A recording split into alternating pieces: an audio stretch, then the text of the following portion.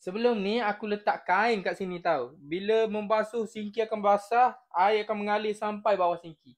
Tapi bila dah jumpa pelekat serap air sinki ni, bila aku tampal macam ni, dah tak ada dah sinki yang basah yang nampak kotor tu.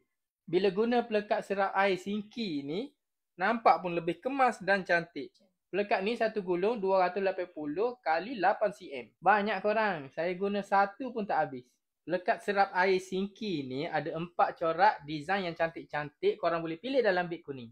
Pelekat serap air sinki ni kat bahagian atas dia macam kain, serap air. Dan pada bahagian belakang dia macam pelekat. Cara guna pun senang je, korang tinggal buka plastik nipis ni dan tampal. Pelekat serap air sinki ni bila kita tampal macam ni, yang bestnya dia tidak akan bergerak kiri ke kanan tau. Dan juga boleh dibuka, basuh dan tampal balik bila kotor. Korang kena ukur dulu sebelum tampal. Pelekat serap air sinki ni memang function tau korang. Boleh memudahkan kerja suri rumah. Bila ada pelekat serap air sinki ni, sinki akan jadi lebih kemas. Harga pun tak mahal korang. Jadi kalau korang nak dapatkan, boleh tekan dalam beg kuning. Tekan beg kuning, nak lagi jimat claim semua voucher kalau ada free shipping.